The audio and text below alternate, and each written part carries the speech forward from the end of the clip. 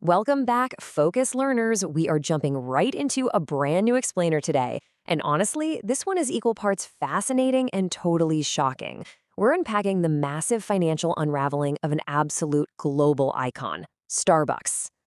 Okay, let's dive into this because the numbers on the screen are absolutely staggering.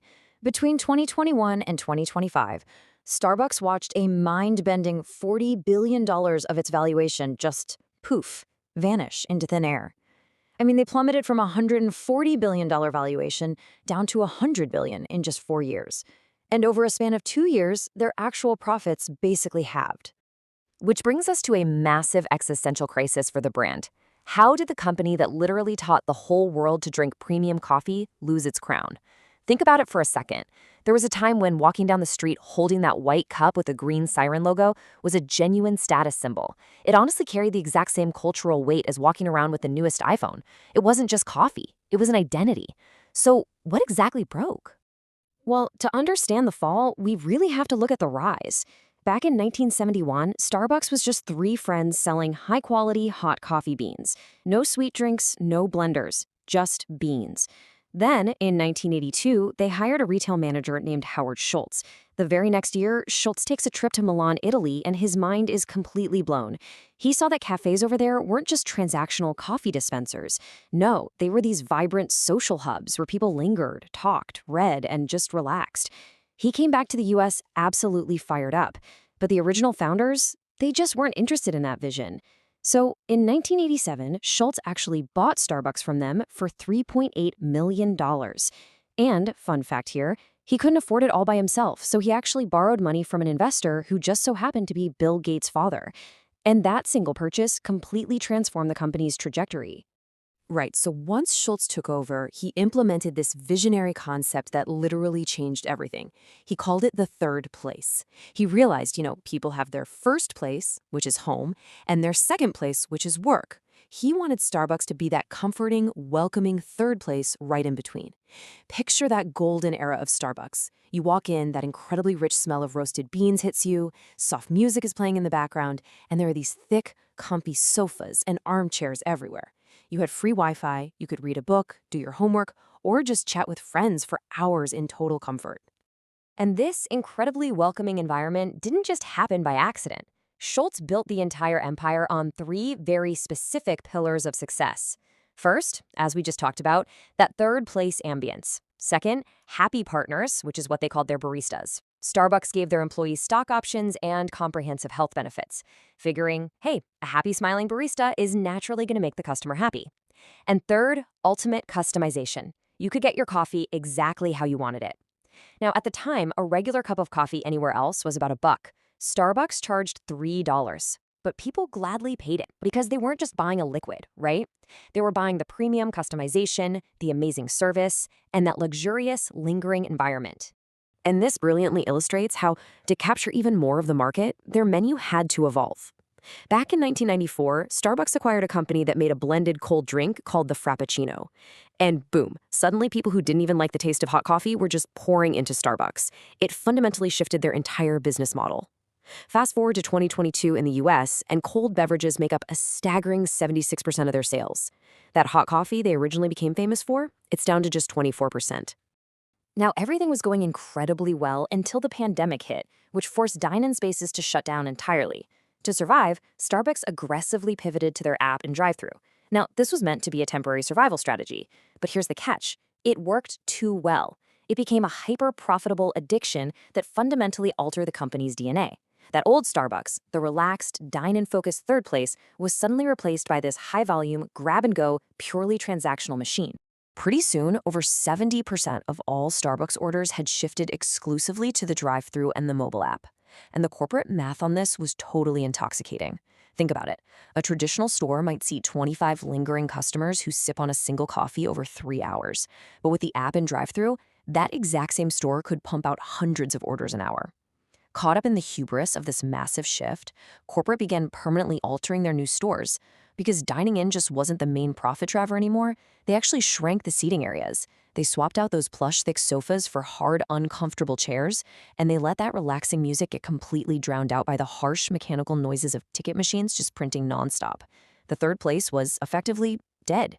But the casualty wasn't just the furniture. That second pillar we talked about, the happy partners, turned into an absolute barista nightmare. Stores were still being staffed at pre-pandemic levels, meaning often just 2 people behind the counter. But now, those 2 people were managing a tripled order volume. They were juggling the remaining dine-in orders, a never-ending drive-through line, and this relentless flood of digital app orders all at exactly the same time. That famous, smiling, conversational barista experience, it was completely destroyed, simply because they had absolutely zero time for human connection. They were literally just trying to survive the sheer volume. And what exactly were they making during this massive rush? Well, let me read you a real-life custom order to show you exactly what is bottlenecking the entire system. Ready? Iced venti caramel macchiato, 15 pumps vanilla, heavy whipping cream, barely any ice, 1 shot, add whip, extra caramel drizzle. Seriously, imagine trying to rapidly make that, while 10 more mobile tickets exactly like it are printing out by the second. So why on earth would Starbucks allow this kind of chaos? Simple. Customizations have massive profit margins. Think about it like going to get a basic parantha for 10 rupees, but adding a tiny little pat of butter costs an extra 5 rupees. The huge profit margin is all in the butter. Starbucks realized the major profit was actually in the extra pumps of syrup and custom creams.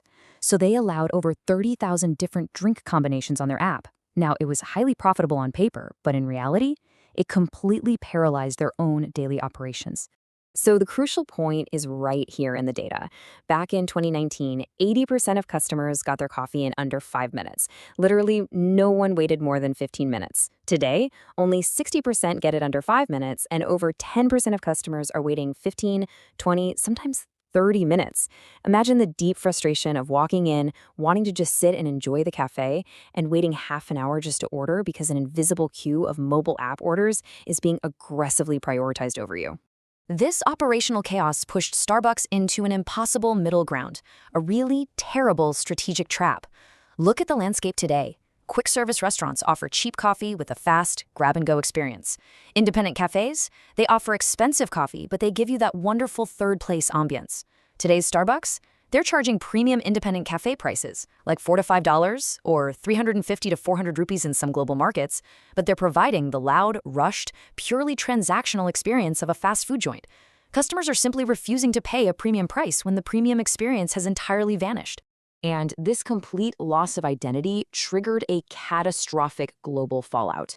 In China, which had actually become their biggest market outside the US, a local competitor named Luckin Coffee absolutely destroyed them. Luckin opened an unbelievable 8,000 stores in a single year, selling coffee at a third of Starbucks' prices. Because Starbucks had abandoned its unique ambiance, consumers essentially looked around and asked, why pay triple for the exact same transactional grab-and-go service? As a result, Starbucks saw its massive 42% market share in China collapse down to just 14%. And the pain definitely wasn't isolated. In strong coffee cultures like Australia, where people deeply value that lingering social cafe experience, Starbucks' transactional model completely failed. They actually ended up having to close 64 out of their 81 Australian stores. So how does a massive brand stop the bleeding? Well, you scramble for survival. They recently brought in a new turnaround CEO, a guy famous for saving the Chipotle brand, and his mandate is super clear: return to the roots. To do this, they're simplifying the menu to cut down on those paralyzing custom options. They're actively fixing the ticketing algorithm so that if you are physically standing inside the store, your order actually gets prioritized over an app order from miles away.